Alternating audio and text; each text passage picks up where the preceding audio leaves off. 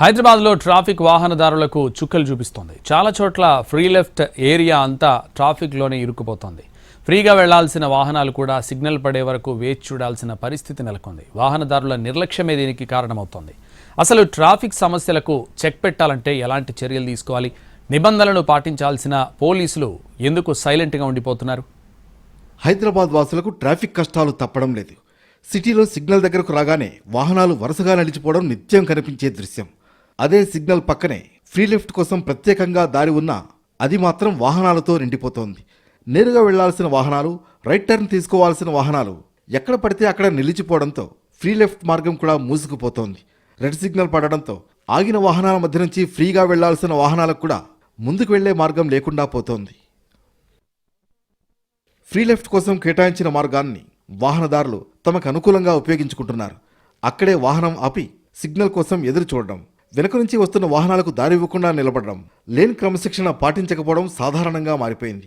తమ వాహనం ఒక్కటే కదా, ఇంకొంచెం ముందుకెళ్లి ఆగితే ఏమవుతుందన్న ఆలోచనే చివరకు పదుల సంఖ్యలో వాహనాలు నిలిచిపోయే పరిస్థితిని తీసుకొస్తోంది.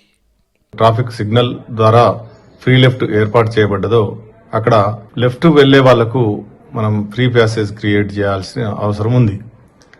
అయితే మన దగ్గర జరిగేది ఏంటంటే స్ట్రేట్కి వెళ్లే వాళ్ళు, అలాగే రైట్ టర్న్ తీసుకునే వాళ్ళు కూడా జంక్షన్ వద్ద జామ్ చేయబడుతుందో అక్కడ జిగ్జాగ్ పరిస్థితి ఏర్పడి ట్రాఫిక్ లాక్ అయ్యి ట్రాఫిక్ కూడా మనకు జామ్ అయ్యే అవకాశం ఉంటుంది. మరి ఇవన్నీ పాటించినప్పుడు మరి ఏదైతే ట్రాఫిక్ అధికారులు కానీ, ట్రాన్స్పోర్ట్ డిపార్ట్మెంట్ అధికారులు కానీ మనకు ఫైన్లు విధించవచ్చు. ఒక్క వాహనం ఫ్రీ లెఫ్ట్ను బ్లాక్ చేస్తే దాని ప్రభావం అక్కడితో ఆగిపోదు. ఆ వాహనం వెనుక మరో వాహనం ఆగుతుంది. దాని వెనుక ఇంకొన్ని వాహనాలు చేరతాయి. కొద్దిసేపటికే ఫ్రీ లెఫ్ట్ మొత్తం నిండిపోతుంది. సిగ్నల్ గ్రీన్ అయిన తర్వాత కూడా ఆ దారిలోకి వెళ్లాల్సిన వాహనాలు కదలలేని పరిస్థితి వస్తుంది. ఫ్రీ లెఫ్ట్ దారిని వాహనాలు ఆక్రమిస్తున్న సమయంలో అక్కడి ట్రాఫిక్ పోలీసులు ఏం చేస్తున్నారు అనేది చర్చకు దారితీస్తోంది. రోడ్డంతా బ్లాక్ అవుతున్నా, ఫ్రీ లెఫ్ట్ నుంచి వెళ్లాల్సిన వాహనాలు నిలిచిపోతున్నా అక్కడికక్కడే వాహనాలను పక్కకు మళ్లించడం, లేన్ను ఖాళీ చేయించడం, నిబంధనలు ఉల్లంఘించిన వాహనదారులపై చర్యలు తీసుకోవడం వంటి చర్యలు కనిపించడం లేదు. ట్రాఫిక్ను క్రమబద్ధీకరించాల్సిన సమయంలో పరిస్థితిని చూస్తూ ఉండిపోవడం వల్ల వాహనదారులకు నిబంధనలు పాటించాలన్న భయం కనిపించడం లేదు. పెద్ద రోడ్స్లో మీరు ఫ్రీ లెఫ్ట్ పెట్టండి, ప్రాపర్గా సైనేజెస్ పెట్టండి, బ్యారికేడ్స్ పెట్టండి. సైనేజెస్ చాలా ఇంపార్టెంట్, దూరం నుంచే తెలవాలి. ఎక్కడైతే ఫ్రీ లెఫ్ట్ మనం చేయలేము, చిన్న రోడ్ ఉంది, ప్రతి చోట ఫ్రీ లెఫ్ట్ చేయలేము, అక్కడ నో ఫ్రీ లెఫ్ట్ అనేసి బోర్డు కూడా వెరీ క్లియర్లీ ఇన్ఫర్మేషన్ చేయాలి. అండ్ ఎన్ఫోర్స్మెంట్ చాలా స్ట్రిక్ట్గా చేయాలి అండ్ అది ఫాలో చేయాలి. ఇలా ఏదో బోర్డు పెట్టిస్తాము నా పని అయిపోయింది అంటే అవ్వదండి. సో దీంట్లో మనుషుల్లో మార్పులు రావాలి. అఫ్కోర్స్ అక్కడ రోజు పోలీసు ఉండాలని కూడా నేను అంటం లేను.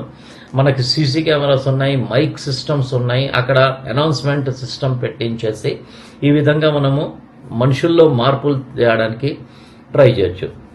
నిజానికి ట్రాఫిక్ నిబంధనలు ఉన్నంత మాత్రాన సరిపోదు, అవి అమలవుతున్నాయన్న విషయం కూడా వాహనదారులకు స్పష్టంగా కనిపించాలి.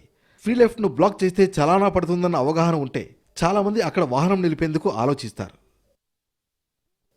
వాహనాలు ముందుకు వెళ్లే దారి, సిగ్నల్ కోసం ఆగాల్సిన దారి వేరువేరుగా అర్థమయ్యేలా రోడ్ డిజైన్ ఉండాలి.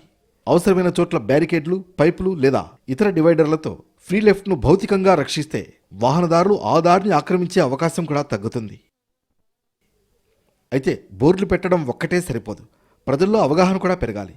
ఫ్రీ లెఫ్ట్లో వాహనం ఆపడం వల్ల వెనక ఉన్న వాహనాలు ఎలా ఇబ్బంది పడుతున్నాయో, ఒక్క వాహనం వల్ల మొత్తం ట్రాఫిక్ ఎలా పెరుగుతుందో వాహనదారులకు అర్థమయ్యేలా ప్రచారం చేయాలి. ఇక్కడ బాధ్యత ఒక్కరిది మాత్రమే కాదు, ప్రజలు కూడా తమకు అనుకూలంగా రోడ్డును ఉపయోగించుకోవడం మానాలి. ఫ్రీ లెఫ్ట్ దారి కనిపిస్తే అది తమ వాహనం నిలిపేందుకు ఉన్న స్థలం కాదని గుర్తించాలి.